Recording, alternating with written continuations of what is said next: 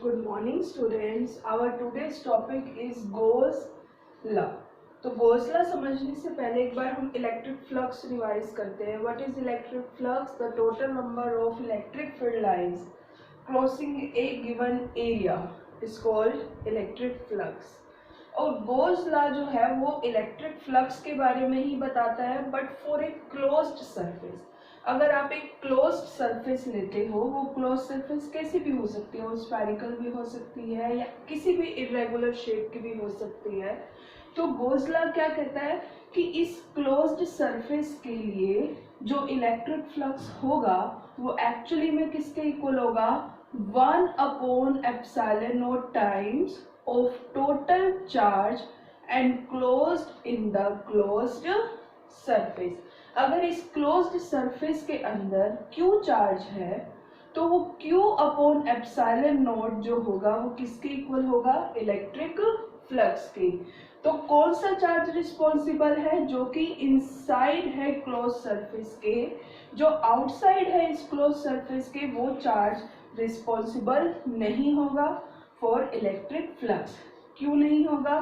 Suppose यहाँ outside कोई एक दूसरा चार्ज था, हमने अज्यूम कर लिया उसको Q.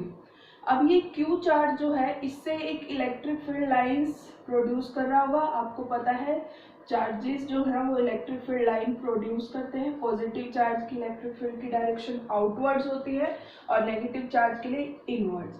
तो ये जो इलेक्ट्रिक फील्ड लाइंस है वो इसमें से देखिए ऐसे पास होके जाएगी. तो यहाँ पर इलेक्ट्रिक फील्ड लाइन ने इस सरफेस में एंटर किया और यहाँ पर इलेक्ट्रिक फील्ड लाइन ने इस सरफेस से लीव कर दिया.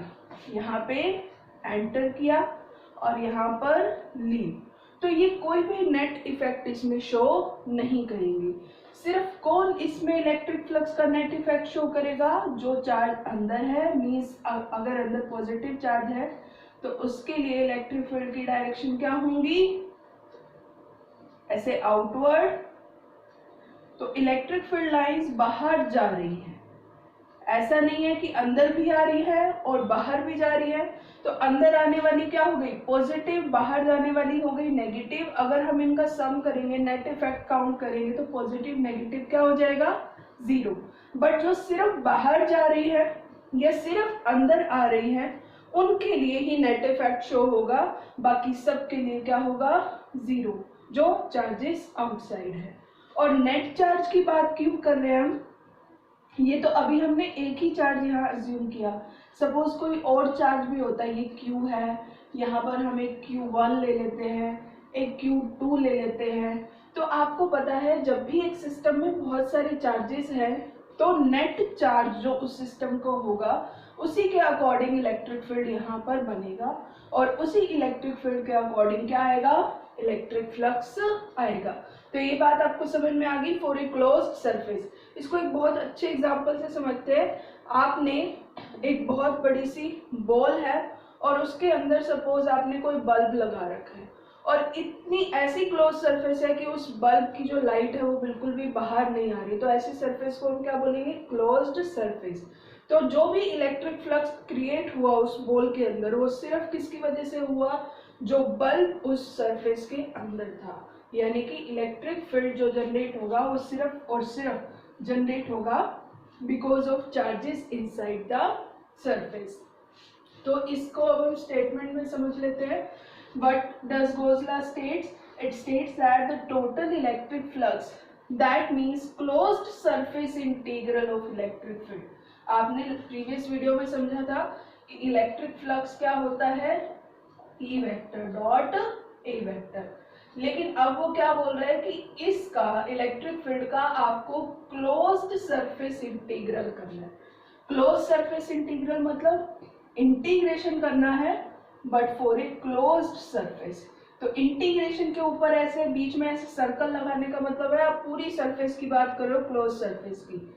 E vector dot ds. तो मैंने बोला था यहाँ A भी लिख सकते हो, ds भी कई जगह पे चेंज होता रहता है तो कंफ्यूज मत होना. S represents air surface area, A also represents area. E dot ds close surface integral किसके इक्वल होगा, 1/ε0 टाइम्स ऑफ टोटल चार्ज. तो गॉस थ्योरम आपको समझ में आ गई क्या कहती है, closed surface integral of electric field. जब आप इलेक्ट्रिक फील्ड का क्लोज्ड और सरफेस इंटीग्रल करते हो, मीन्स आप सरफेस एरिया के विद रिस्पेक्ट टू इसको इंटीग्रेट करते हो, तो वो किसके इक्वल आएगा, 1/ε0 time is 1/ε0 times the net charge enclosed on the closed surface. जितना इस क्लोज सरफेस के ऊपर टोटल चार्ज है उसके इक्वल हो जाएगा ये। तो ये गॉस थ्योरम हमारी कंप्लीट हो गई है, इसका प्रूफ हम नेक्स्ट वीडियो में पढ़ेंगे। अब इससे रिलेटेड एक बहुत ही इंपॉर्टेंट पॉइंट है, ये आपको जरूर समझना है, that is Gaussian surface. What is Gaussian surface? जब भी हम कोई एक चार्ज बॉडी की या एक पॉइंट चार्ज की बात करेंगे, पॉइंट चार्ज या देखिए कंटिन्यूअस चार्ज डिस्ट्रीब्यूशन, तो उसके आसपास एक इमेजिनरी क्लोज्ड सरफेस होती है। यहाँ हमने क्लोज सरफेस के बारे में समझा गॉस थ्योरम में।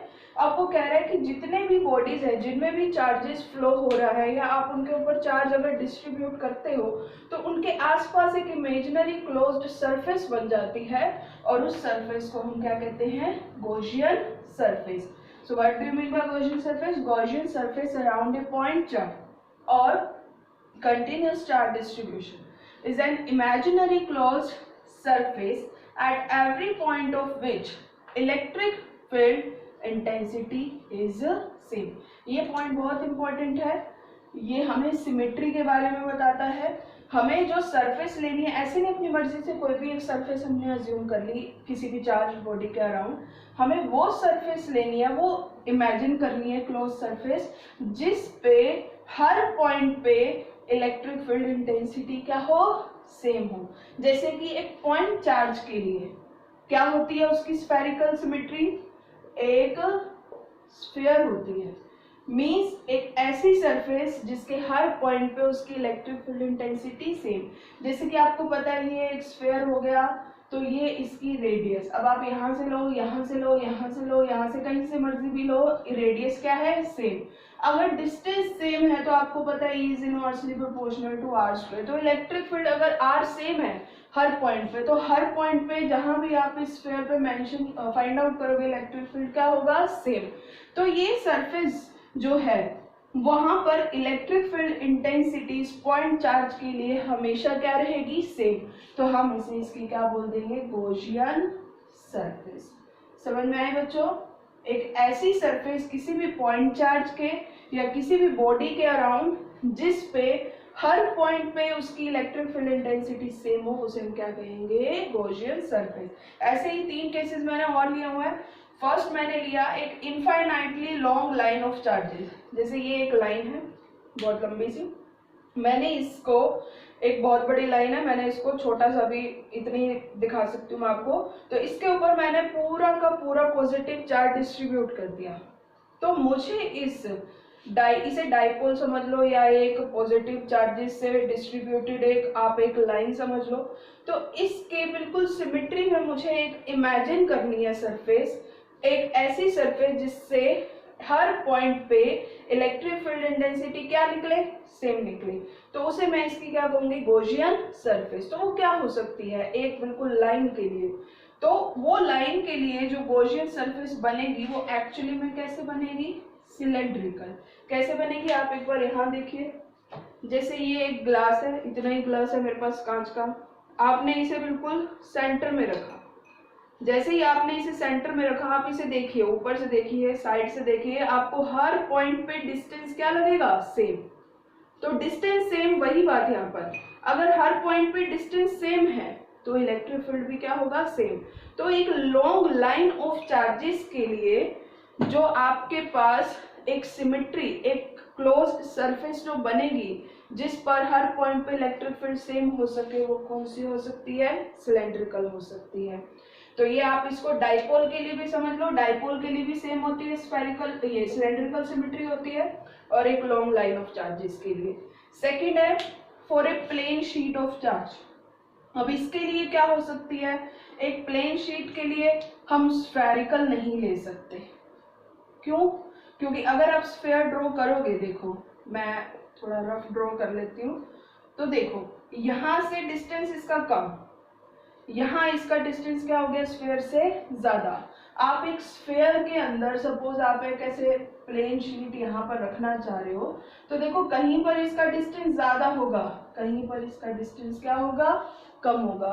तो ये जो स्फेरिकल सरफेस है ये इसकी गॉसियन सरफेस बिल्कुल भी नहीं हो सकती, क्योंकि क्या इंपॉर्टेंट पॉइंट है गॉसियन सरफेस होने के लिए कि इलेक्ट्रिक फील्ड इंटेंसिटी सेम, और इलेक्ट्रिक फील्ड इंटेंसिटी सेम रखने के लिए आपको डिस्टेंस सेम रखना होगा, जो कि इस केस में बिल्कुल नहीं है। तो क्या करें, ऐसी कौन सी सरफेस हम अज्यूम करें जिसमें हर पॉइंट पे इसका इलेक्ट्रिक फील्ड इंटेंसिटी सेम हो। सिलेंड्रिकल कैसे बनाए, ये हमारी प्लेन शीट है, इसको एक सिलेंडर में अगर हम रखें, सपोज ऐसे रखते हो आप, तो इसमें भी वही बात, किसी में डिस्टेंस सेम कम, किसी में डिस्टेंस ज्यादा, किसी में डिस्टेंस कम, किसी में डिस्टेंस ज्यादा। डिस्टेंस कम है तो इलेक्ट्रिक फील्ड क्या होता जाएगा, चेंज होता जाएगा। तो यहाँ पर भी गड़बड़ आ गई सिलेंड्रिकल के लिए। लेकिन हम इस शीट को बहुत ही बड़ी शीट मान रहे हैं, फॉर इनफाइनाइटली लॉन्ग, तो इसके लिए अब हमारे पास दो ही ऑप्शन थे, स्फेरिकल या सिलेंड्रिकल।